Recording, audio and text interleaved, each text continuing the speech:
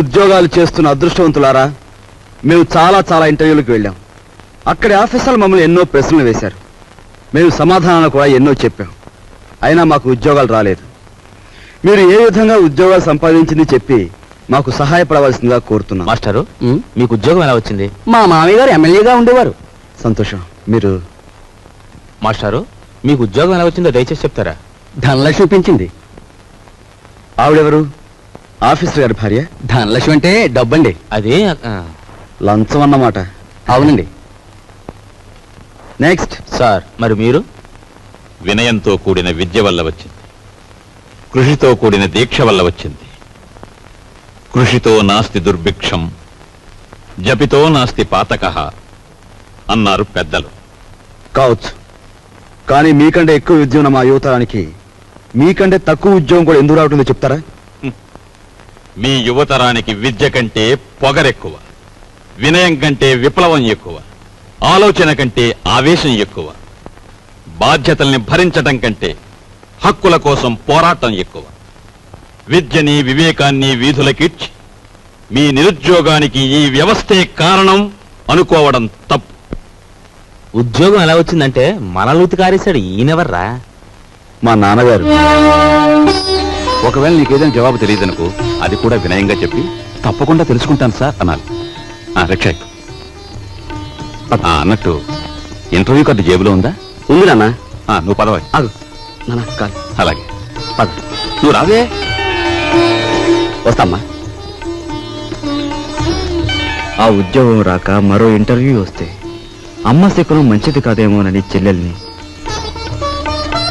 ఆ చెల్లెలు కాదని ఇంకో చెల్లెల్ని, నాకు ఎదురొస్తే ఉద్యోగం రాదేమోనని మా బామ్మ కూడా పక్కకు తప్పుకుని, ఇలా ఒక్కొక్క ఇంటర్వ్యూకి ఎన్నో ఆశలు పెంచుకున్న మా వాళ్ళందరికీ వీడికి ఉద్యోగం రాదు అనే నిరసన భావంలోకి వచ్చేశారు. ఉదయం మా ఇంట్లో నన్ను చూసేసరికి సుప్రభాతం మరో రకంగా తయారైంది. నిఖిలాంధ్రదేశ నిరుద్యోగ మహాసభాధ్యక్ష, నిదురించు నీదు నిదురే గద లోకరక్ష, ఎంప్లాయిమెంటు ఎక్స్చేంజీలకే పరీక్ష, మా తండ్రి నిద్ర దేశానికి సుప్రభాతం.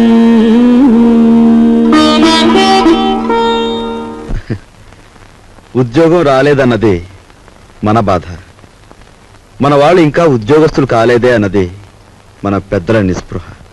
అదేమిట్రా నెయ్యి వేసుకోకుండా ముద్ద కలుపుతున్నా? ఇప్పుడు నెయ్యి లేకపోతే ఏం పోయిందమ్మా? పప్పులోకి నెయ్యి వేసుకోకుండా అన్నం తినడం మన ఇంటా వంట లేదురా. అమ్మాయి, నువ్వు వడ్డించు.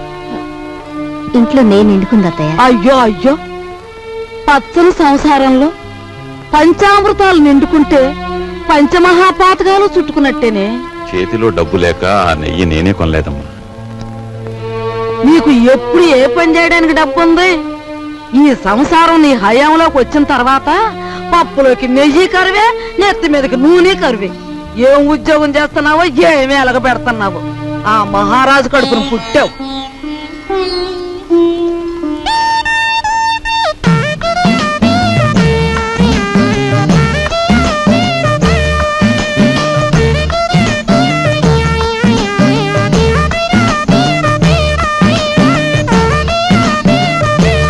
చిన్నాడా, ఆఫీస్కి వెళ్ళడానికి మీ నాన్న తయారైతే ఇంకా ఏం చేస్తున్నావురా?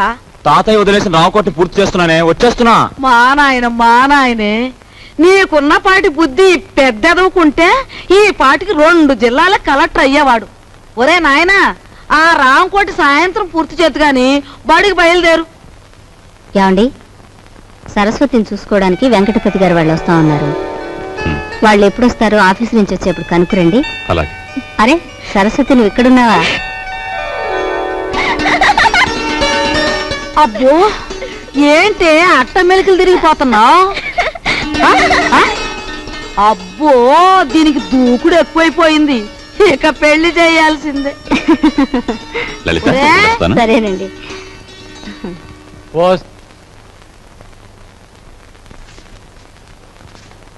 అన్నయ్య, నువ్వు మా అత్తవారికి బాకీ పడిన కట్నం డబ్బు చెల్లించలేదని మా మామగారు అత్తగారు నన్ను ప్రతి క్షణం రాచి రంపాను పెడుతున్నారు.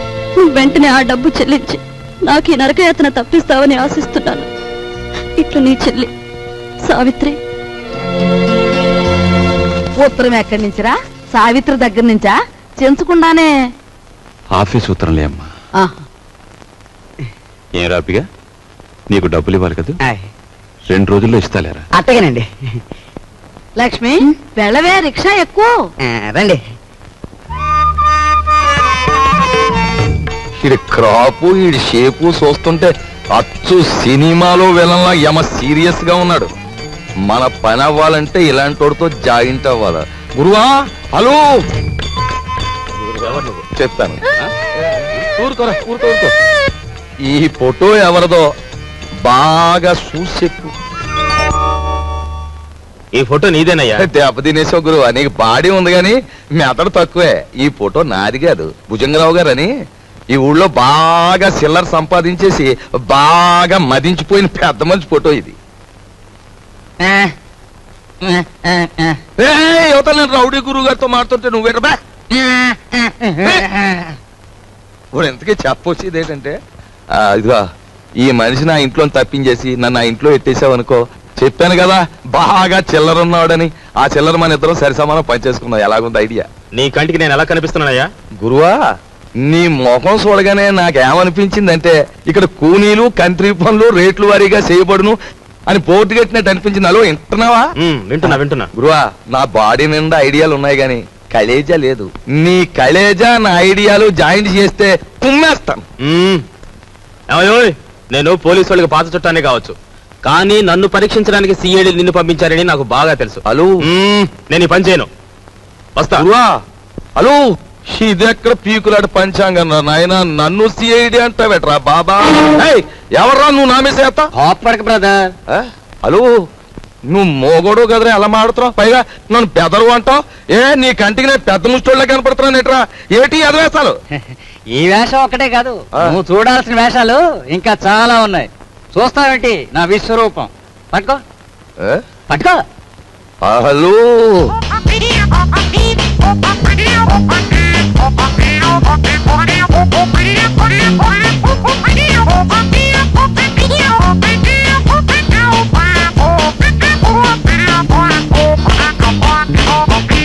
ఇప్పుడే అంట.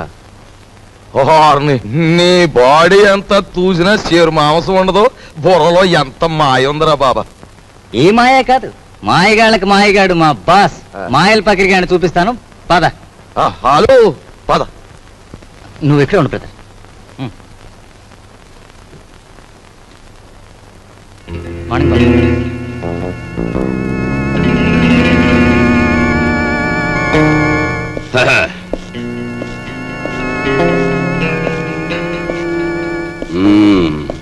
ఏరా, నీ పేరు వరాలా? పేర్లోనే వరాలు ఉన్నాయి కానీ చేతిలో మొరమొరాలు కూడా లేవు. బాబు, ఈ కత్తి కంటే నీ నవ్వే భయంకరంగా ఉంది. ఇంత భయపడే ఎదవే ఈ ఎదవ పనులోకి ఎందుకు వచ్చావురా?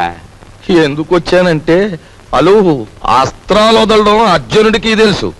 అయినా ఫైటింగ్ సీన్ లో ఫ్రంట్ సీట్ లో కృష్ణుడిని ఎందుకు కూర్చోబెట్టాడు? ఐడియాలు ఇస్తాడని. మనసేంద్రి కూడా అదే గురువా. అందులో నా వాటా ఎంత? డేవిడ్ గురువా, మనలో మనకి పీకులంట పంచాంగం ఎందుకు? 50-50 పనిచేసుకుందాం. మాట తప్పితే మర్డర్ చేసేయి. ఓకే ఓకే అనే ముందు నాదో చిన్న షరతు. మరేం లేదు గురువా, ఆ కర్ణుడు తాలూ కవచకుండలాలన్నా ఆ బాడీ నుంచి దూరం అయ్యాయేమో గాని మా బాబాగాడు నా సంఖ్యని సెపరేట్ అవ్వడం. మరి నేను రంగంలో దిగిన తర్వాత ఈయన్ని నువ్వే కాసుకోవాలి. కాసుకుంటాను, కానీ ఈయన మాత్రం నేను ఎత్తుకోను. ఎత్తుకోనంటే ఎలా గురువా? ఎత్తుకోపోతే ఏటవుద్దంటే, ఊరుకోరా, ఊరుకో. అది వీడితో న్యూ సెన్స్. ఆయన చేత ఈడు మన కూడా ఉంటే అల్లరే గాని చిల్లర రాలదు. సరేలే తాలే. ఎళ్ళు బాబా, ఎళ్ళు, జాగ్రత్తగా వెళ్ళు బాబా. అది అదిరా బాబా, అది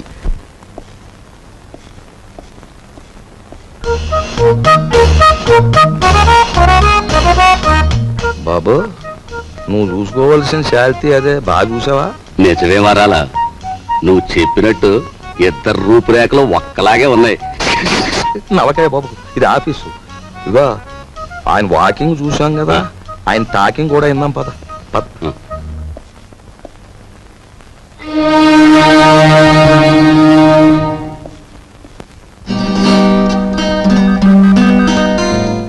నీ తెలివితేటలు పరీక్షించడానికి సర్టిఫికేట్స్ చూడనవసరం లేదు. నిన్ను 3 ప్రశ్నలు అడుగుతాను, జవాబు చెప్పు. అడగండి. నంబర్ 1, తాజ్ మహల్ నిర్మాణంలో పాల్గొన్న కూలీలు ఎంతమంది? నంబర్ 2, రామాయణాన్ని వ్రాసిన వాల్మీకి భార్య పేరేమిటి? నంబర్ 3, 10 పైసల నాణానికి ఎన్ని వంకర్లుంటాయి? Come on tell me. చెప్పలేవా? ఇంత చిన్న ప్రశ్నలకే సమాధానం తెలియని వాడివి అసలు ఈ ఇంటర్వ్యూకి ఎందుకు వచ్చావు?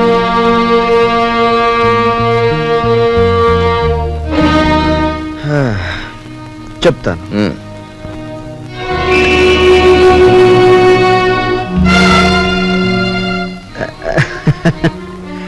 అనవసరంగా బెదిరిపోకండి సార్. ఇది నా 61వ ఇంటర్వ్యూ. అంటే నా సహనానికి షష్ఠి పూర్తి జరిగిపోయింది. అసలు నేను ఉద్యోగానికి పనికిరాను, లేదా నన్ను ఇంటర్వ్యూ చేయడానికి ఆఫీసర్గా మీరు పనికిరారో ఇప్పుడు తేల్చుకుంటాను. సార్, వాల్మీకి భార్య పేరు మీరు వినలేదు, నేను వినలేదు. కానీ పెళ్ళైన దగ్గర నుంచి మీరు మీ భార్యను చూస్తూనే ఉన్నారు. ఆవిడ చేతికి ఎన్ని గాజులున్నాయో మీరు చెప్పగలరా? ఓకే, 10 పైసల నాణానికి ఎన్ని వంకర్లు ఉన్నాయో నేను తర్వాత చెప్తాను. కానీ రోజు దువ్వుకునే మీ తల మీద ఎన్ని వెంట్రుకలు ఉన్నాయో మీరు చెప్పగలరా? కనీసం ఆ దువ్వుకునే దువ్వునికి ఎన్ని పళ్ళున్నాయో చెప్పగలరా? చెప్పండి. నాకు తెలియదు. మీరు వేసే అడ్డమైన ప్రశ్నలకి మేము సమాధానాలు చెప్పలేకపోతే మమ్మల్ని వెధవలా చూడటం తెలుసా? మిమ్మల్ని చంపకుండా ఎందుకు వదులుతున్నానో తెలుసా? మిమ్మల్ని చంపి నేను హంతకుడుగా మారటం వల్ల మా సమస్యలు పరిష్కారం కావు. అందుకు గుడ్ బై.